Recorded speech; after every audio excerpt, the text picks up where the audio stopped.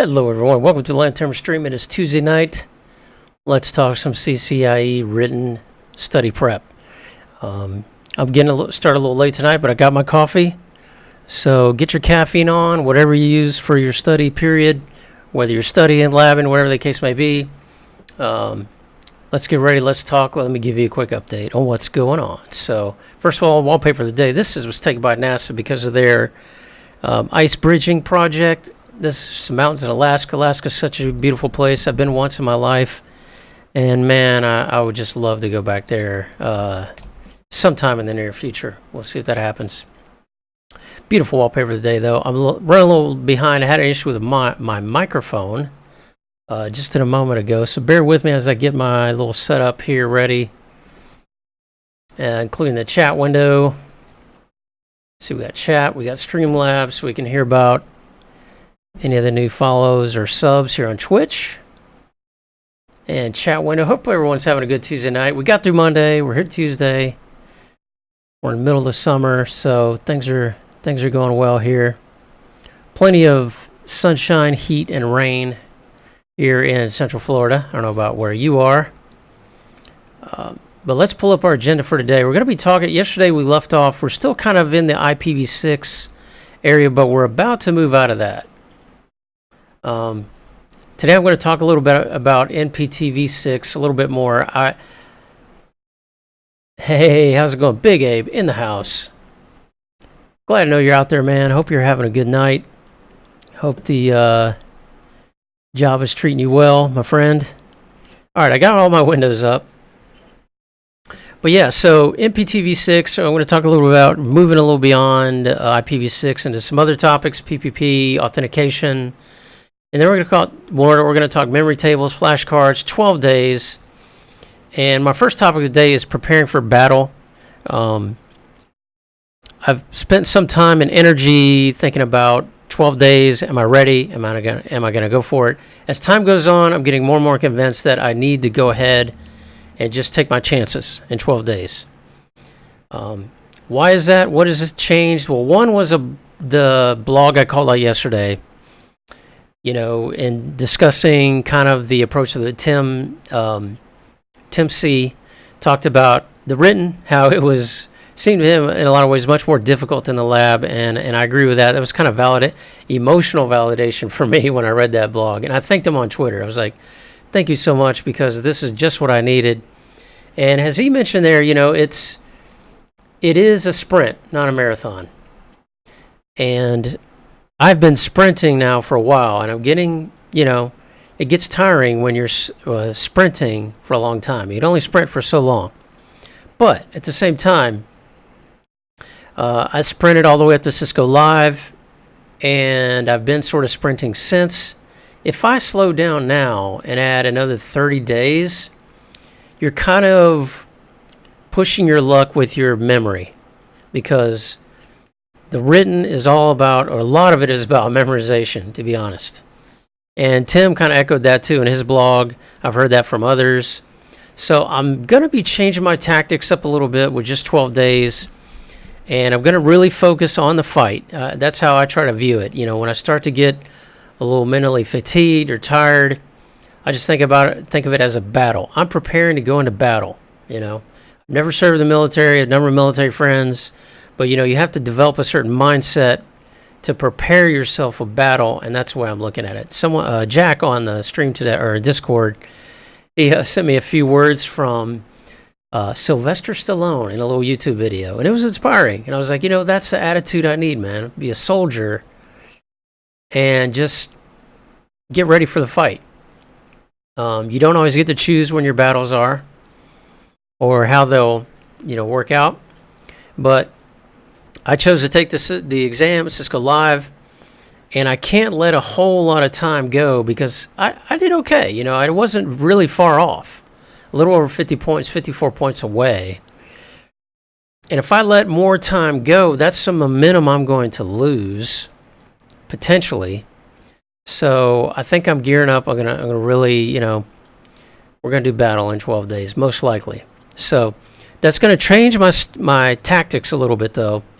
I've been doing somewhat deep dives on a couple of these subjects that I discovered I'm weak on, like IPv6 tunneling, IPv6 NAT. I'm going to talk a little bit more about this battle with memorization. And one thing that I did, there was a, hey, thank you, Show. Appreciate it, man. Good to see you here on the stream. Appreciate the support. Yeah, so one thing I did before is I thought, well, I know a lot of memorization is required. I figured that the boson exam is going to pretty much cover a broad area of topics and information that I need to try to commit to memory. But, and I'd read some blogs. People said, yeah, boson is the number one thing that helped prepare me for the written. But there are a couple other resources that I kind of ignored because I put kind of all my eggs in that, not all of my eggs in that basket, but I put a lot of my eggs in that basket, right, to be honest. So there are a couple of resources that I kind of pushed to the side because they seem to me to be too broad. But I started reviewing those in the last couple of days, just spending a little time, and I think, you know what, in the last 12 days, that's what I really need to focus on. I am going to go back to boson because, you never know. You never know what it's going to be like in the next test. Boson could cover like 90% of some of the topics in depth that I'll be tested on. So I don't want to forget that. That work was good. That was good work. I don't want to let a lot of time pass and let that start to slip off the back of the truck, the memory truck, right? So I'm going to still keep that fresh. But two tools, memorization tools I'm going to focus on, I've started doing that, are the memory tables that are in the certification guide. So I don't know how many folks out there have used this. I had this open before I had a mic issue, so I'm going to just reopen it. But as you all know, Safari Books Online, of course, you got Cert Guides 1 and 2. And there's a section in here that I thumbed through before, but I thought, this is so broad that I don't really think I need to go through this.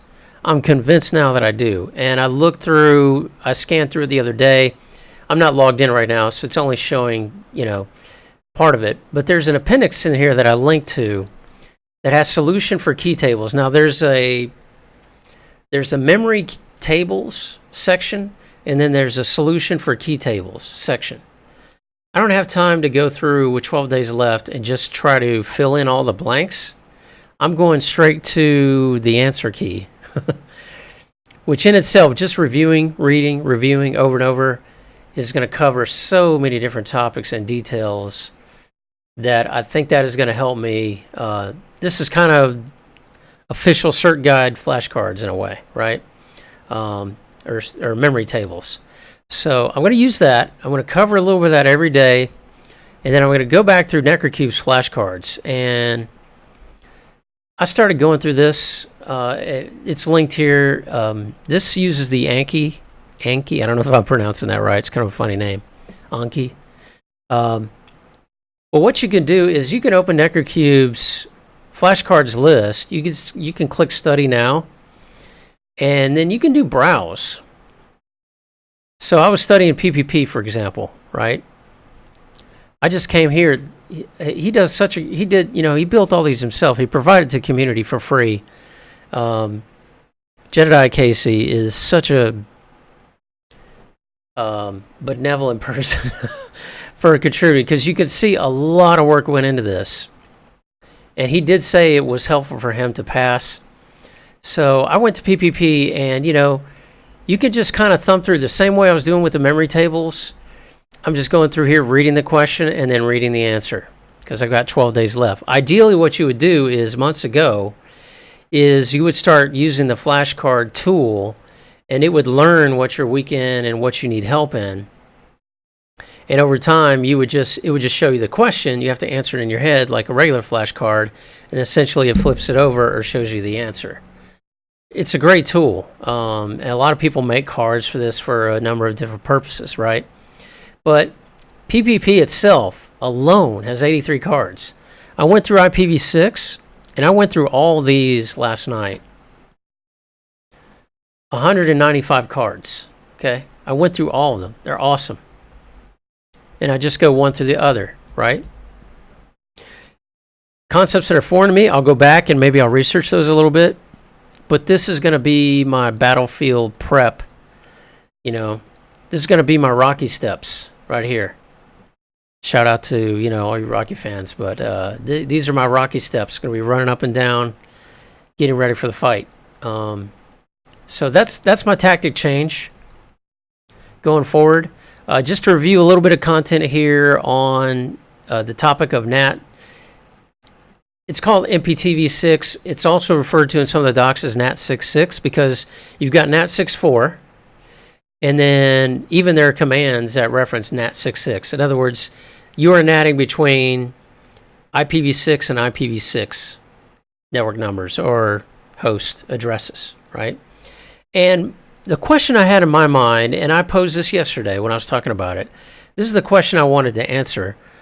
Why do you even need NAT with IPv6? There's inexhaustible number of IP addresses. Why would you need it? And interestingly enough, if you want to know what the Internet Architecture Board thinks about that very question, they wrote an RFC on this, which I read last night. It was very well written, actually. And Brave is horrible about pulling off a tab. This is a very good, fascinating RFC. It is an informational RFC because apparently at some point there have been pressure on IETF to come up with a protocol standard in the standards track on IPv6 NAT. But up till now, this is written in 2010, but I haven't seen any other material showing that they have actually come up with a standard. I haven't seen a standard for NAT translation IPv6. I looked up, there's an RFC on NPT v6, network protocol translation v6. And again, I don't believe that is a standards doc, right? There's Cisco documentation on it, but I don't think I've seen a standards doc on it. So they wrote this great informational article, I'm sure after much debate, explaining why they have not come up with a standard for NAT. They have been accused of IETF in the past of not coming up with a standard for NAT for IPv4 in a timely manner, such that a lot of vendors went and implemented their own NAT schemes without a standard, and then later had to go back and rework things, or it ended up the standard not being very. You have a lot of non-standard implementations of NAT out there on the internet, which causes problems for traffic flows, right? But they said, yes, we agree, there is an argument to come up with a standard, but we're hesitant to do that, basically what they're saying, even though, we don't want people to implement things and it not be a standard. But here are the reasons why, and it's very well written. So what is the problem? It does bring up the arguments that I'm sure have been presented to the IETF for having a NAT standard 606. And some of those are listed here to avoid renumbering. So let's say you've already implemented a wide range of different prefixes, and with IPv6, you'd like to put a NAT box in front of that so that you don't have to go back and renumber a lot of hosts or network or routers, etc., right? That's an argument. To facilitate multi-homing, homogenous configurations. In other words, you want to. There's a lot of discussion about security that's mentioned there next, hiding internal network details. There's a lot of concern about attackers fingerprinting. Trying to determine, for example, at a certain organization how many hosts they have, what operating system the hosts are using. A lot of that can be determined by just analyzing patterns of traffic, right? And that will provide information that an organization doesn't necessarily want to provide to people outside the organization. So NAT does indeed facilitate hiding some of those internal network details. The IETF makes a big distinction. NAT is not the same as a firewall. So anyway, there's some really good arguments. I'm not going to restate all of them here. If you are interested in this topic, definitely check out. It's a very well written RFC, and it's actually educational just in general, not just for IPv6 NAT, but some of the arguments about NAT for IPv4 as well. So anyway, moving on to that, and I moved on to PPP, PAP, and CHAP authentication. I think one of the things that I was unclear on before is one-way and two-way authentication. A lot of schemes where you're doing encapsulation or, authentication between two routers, generally you have a scheme that uses two-way, right? You have each router authenticates to the other router, right? But with point-to-point protocol, PPPoE included, you don't necessarily have to have two-way authentication. And just think about that when you have DSL customers, right? A lot of users using PPPoE on their routers are customers who are using DSL, right? And in these cases, the provider's typically not going to allow you to require them to authenticate to your router, right? You have to authenticate to them, but they're not going to put up with you forcing authentication on them, right? So typically, a lot of cases, that is a one-way authentication. So essentially, the configuration steps are important. I'm not going to review all these here. A lot of them are stated in neckercube's flashcards too. He goes into that into a lot of detail. But there are interface configurations. The host name is important, and then you have to have username and password on both routers, even if you're doing only one-way authentication, right? Because the other router has to know what password you're going to be using to connect. And if you're using CHAP, it has to generate a hash against that password, right? So anyway, that was good. I reviewed that stuff. Going forward, there are a few other topics that I'm going to be reviewing in depth here on the stream prior to, in the 12 days remaining. I'm going to be doing a lot more memorization type drills, like I said, with these memorization tools I mentioned and the boson. But probably each day I will still go over maybe one protocol or one technology that I've gone a little bit in depth to. And as a matter of fact, tonight, I think one of my next topics, show knows about one, and that is regarding OSPF authentication. And we've got some plans around that. We're going to kind of do some review of that together and something that we'll be, kind of presenting to the community soon. But one of the other topics I think that is on my list, let me just pull that up here. It's not something we really want to show on screen. There are some detailed notes in this particular document about the written exam.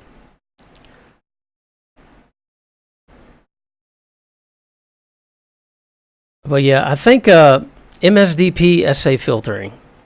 So that might be one of the topics I cover tomorrow night on the stream. But thanks for tuning in, folks. The only other meat chunks I've got, this is the RFC. This is the memory tables and the cert guide. If you have Safari books online, you can reference those. And then we have neckercube's flashcards, which are awesome. And I look forward to actually digging into those some more. Thanks, everybody, for tuning in. I think that's going to wrap it up for tonight. Brief stream. Show, I wish you the best on your lab. Know your lab in 100 days. Everybody tune into this guy. Check out his YouTube channel. And Big Abe, wish you the best, too, on your study endeavors. And everyone else tuning in, sending you the good bits.